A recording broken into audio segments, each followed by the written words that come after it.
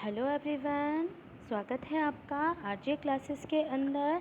और हम यहाँ स्टार्ट कर रहे हैं अपना पॉलिटी यानी राजनीति। देखिए, पॉलिटी को पढ़ने से पहले हमें पॉलिटिकल के कुछ शब्दों के बारे में जानना होता है कि देखिए, हमारे सिलेबस में पॉलिटी तो लगती है। अब उस सिलेबस में किस टर्म्स के अनुसार यानी कौन सा शब्द प्रयोग किया है और हमें सिर्फ उतना ही लेवल पढ़ना होता है। तो आज हम यहाँ पे कुछ शब्द जानेंगे पॉलिटी को पढ़ने से पहले, इंडियन पॉलिटी को पढ़ने से पहले। तो चलिए हम अपनी क्लास को स्टार्ट करते हैं। अगर आपको ये वीडियो अच्छा लगा हो तो प्लीज़ लाइक करें, कमेंट करें और सब्सक्राइब करें। चलिए तो हम अपने स्टार्ट करते हैं क्लास। देखिए, मैंने यहाँ पे कुछ शब्द लिखे हैं। पॉलिटी यानी राज व्यवस्था, पॉलिटिकल साइंस राजनीति विज्ञान, पॉलिटिक्स राजनीति और कॉन्स्टिट्यूशन यानी संविधान। देखिए, आपको पढ़ने में ये सब चीज़ें एकदम एक जैसी लग रही होगी कि हाँ पॉलिटी पॉलिटी पॉलिटी, तो शायद पॉलिटी के बारे में बताया जा रहा है, लेकिन इन सभी के अंदर इन शब्दों का अलग अलग मीन्स है। हम अलग अलग स्टार्ट पे इनको पढ़ते हैं। तो चलिए पहले इसको समझने से पहले देखिए, हम अगर आगे के 3 शब्दों को लें तो देखिए, पॉलिटिकल साइंस और पॉलिटिक्स, अगर इनमें हम कॉमन ले तो हमें क्या दिखता है? पॉलिटी दिखता है यानी पॉलिस। और ये किससे, तो हम इसमें से कॉमन शब्द ले लेते हैं पॉलिस। और पॉलिस का अर्थ होता है, जैसे कि मैंने यहाँ आपको नीचे दे ही रखा है, नगर राज्य या सिटी स्टेट। नगर राज्य यानी किसी राज्य की स्थापना करने के लिए, यानी पॉलिस किसी राज्य की स्थापना करने के लिए हमें ये राज व्यवस्थाएँ या पॉलिटिक्स चाहिए। ठीक है, तो चलिए एक बार हम इस राज्य को समझते हैं कि ये राज्य है क्या और इन्हीं पे ये शब्द टिके हुए हैं। तो चलिए पहले हम इन राज्यों को समझते हैं। देखिए, किसी भी राज्य, किसी भी स्थान को राज्य का दर्जा कब मिलता है? जब उसके 4 कंपोनेंट पूरे होते हैं। देखिए, राज्य को कंप्लीट करने के लिए ये 4 कंपोनेंट, ये 4 स्तंभ बहुत ज़रूरी होते हैं। जैसे पहली, जनसंख्या। देखिए, किसी भी छोटे भूभाग पर या उस भूभाग पे जो जनसंख्या होगी एक बड़ा विस्तार ले लेगी।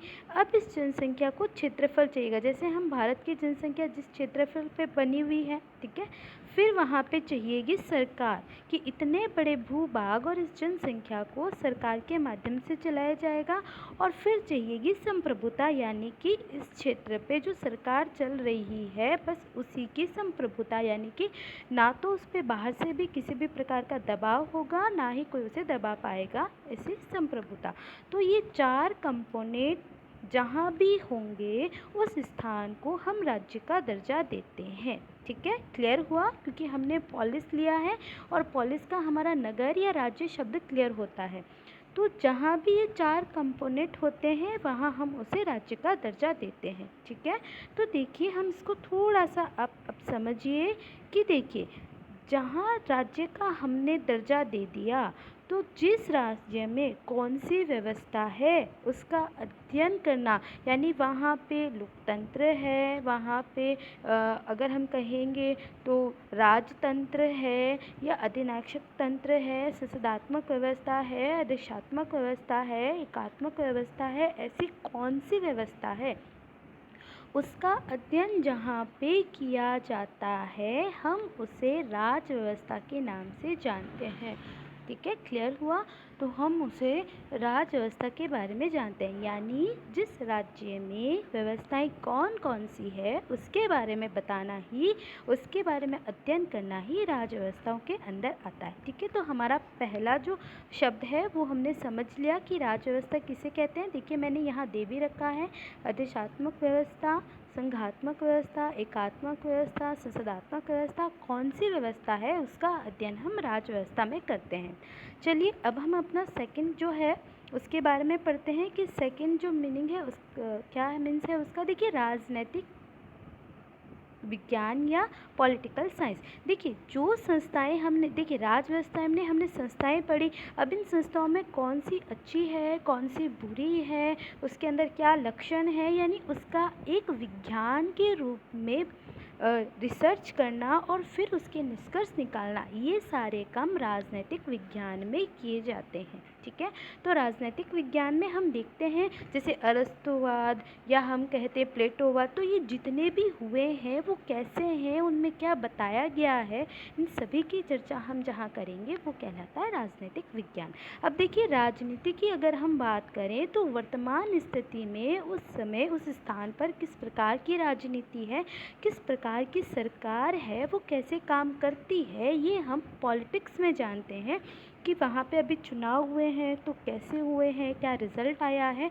तो ये शब्द जो पॉलिटिक्स है वो हमें वर्तमान राजनीति के बारे में बताता है। और इन तीनों संस्थाओं को, यानी कि जहाँ भी आपने राज व्यवस्थाएं, जो भी आपने सरकार स्थापित की है वो किस नियम से चलेगी, किस प्रकार से चलेगी, उस राज्य को चलाने के लिए क्या नियम होने चाहिए, उस नियम की जहाँ हम बात करते हैं वो संविधान के अंदर मेंशन होती है।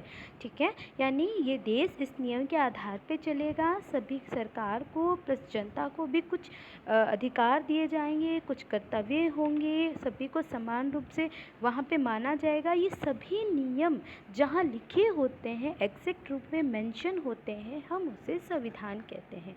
तो उम्मीद करती हूँ कि आपको ये बहुत अच्छे से समझ आया होगा। एक बार मैं आपसे वापस से रिकवर करवा देती हूँ। देखिए, राज व्यवस्था जहाँ शासन किस प्रकार का है, व्यवस्थाओं के बारे में हम बात करते हैं तो हम राज व्यवस्थाओं में पढ़ते हैं। जब उन्हीं व्यवस्थाओं को विज्ञान के रूप में प्रयोग किया जाता है तो हम उसे राजनीतिक विज्ञान कहते हैं। वर्तमान राजनीति के बारे में बात करते हैं तो हम उसे पॉलिटिक्स कहते हैं, यानी राजनीति कहते हैं। और किसी राज्य को चलाने के लिए जो नियम, कायदे, कानून लिखे होते हैं उसे हम संविधान कहते हैं। तो उम्मीद करती हूँ कि आपको ये टर्म्स अच्छे से समझ आ गए होंगे। ओके, तो आपको ये शब्द समझ आ गए होंगे तो आपके अब एग्ज़ाम में आसानी रहेगी कि एग्जैक्ट हमें पूछा क्या गया है।